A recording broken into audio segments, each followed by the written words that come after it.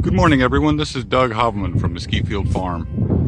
Today we're going to talk about some different topics and wanted to include you in how we do some of the things on our small regenerative ag farm.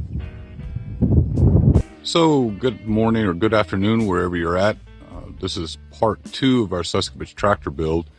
Today we're going to walk you through bending and measuring the EMT conduit that's used for the roof of the tractor. Using a EMT bender or a pipe bender is not as straightforward and easy unless you've seen it or done it before. So we'll walk you through how we do it. It's not necessarily the only way, but the Suscovich tractor instructions don't provide you an exact measurement of how to do that. Well, they tell you the measurements, but they don't tell you the process of how to use a handheld half-inch EMT tubing bender. So we're going to walk you through that process and show you what we do. So in the Suscovich plans, they tell you to the EMT conduit half-inch that we have here comes in 10-foot lengths, 10-foot sticks as we call it. In the instructions, he tells you to measure the center of the EMT, which is 5-foot center, and then measure 5 inches from the end of the tubing on both ends, which is going to be 45-degree angles, and the center is going to be a 90-degree angle.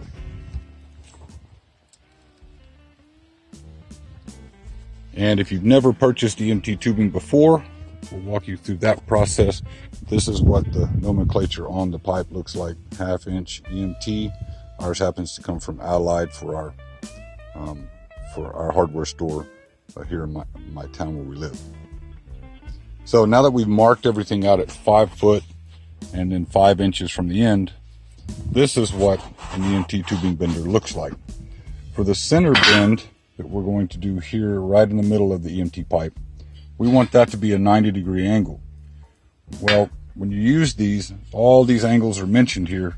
90 is where this thing is going to end up when we bend, but the center line, half of a 90-degree angle is 45, right? So this line right here is 45. We actually want to marry this line up as close as we can get it to that red mark in the center of the pipe when we bend, and that'll give us a 45-degree angle on each side of that line.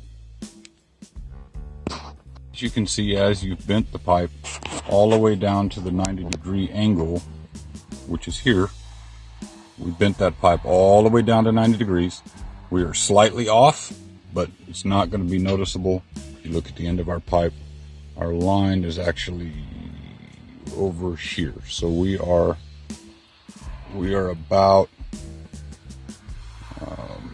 inch and a half off of center. Not going to notice it if you just follow the initial instructions, the way people usually slide the EMT in there and the way they think that tubing bender should work. You will actually bend about 5 inches off center, and you will have a lean-to roof instead of a gabled roof on your chicken tractor. As you can see, we did the 90-degree bend on all 4 of the pipes that are going to run down the side as part of the roof. And in the center of the door, we're pretty doggone close to the 90-degree bend being absolutely in the center of the door, which is where you want it. Set you up for the 45-degree bends that we do on the very ends of the EMT tubing. So we've already bent this one at 90 degrees, and we've marked it 5 inches up.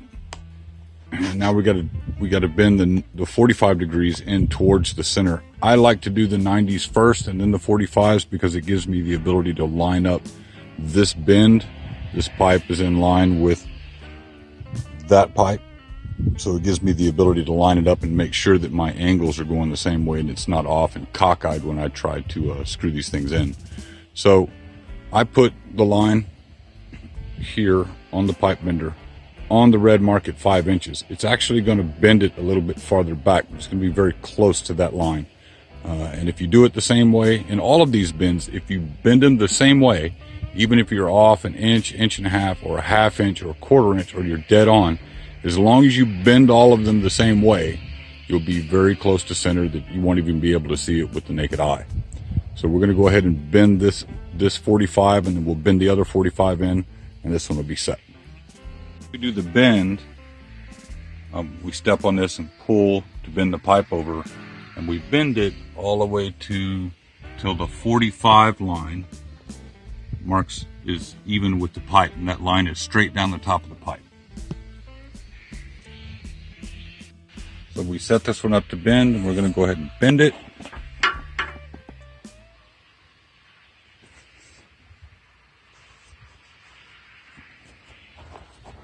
All the way down to the 45 mark. And we're good. As you can see, once you get everything bent, your edges are ready to go to mount to the outside. Your bows are right in the center, right where you want them for the roof. I do something different that is not mentioned in the Suscovich tractor instructions. The round tubing can be a little difficult by yourself to install. You have to pre-drill holes in them or pilot holes in them so that you can get them to screw in. What I like to do is flatten this much of the pipe on both sides so that it fits flush up against the edge of the rail. And then I drill my pilot holes in this piece after I flattened it, and it's easier for me to put the 2 screws in, and it gets a little tighter to the frame of the tractor. So before I go any further, I wanted to correct a statement that I made earlier about John Suscovich not providing good details on how to use the pipe bender. He actually does provide great detail and a good example in the instructions. What I intended to say was it is still one of the most problematic pieces that people have when they're building the mobile chicken tractor, and it's the one we get the most questions about. So now that I've corrected that, let's turn around and look at what we were talking about. So we bent the pipe in the sides and screwed those into the rail. We went ahead and put the ridge pole in and zip tied them.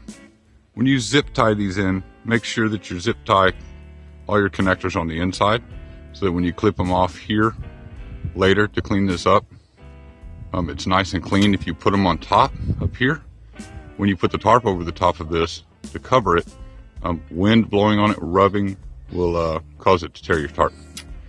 So we have all the ribs in for the roof and the ridge pole in.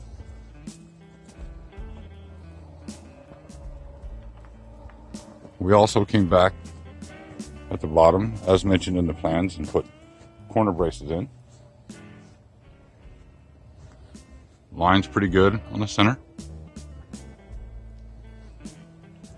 Next step will be to put on the chicken wire and hardware cloth, and we can cover it with the door on it, put the wheels on it, and we'll be finished.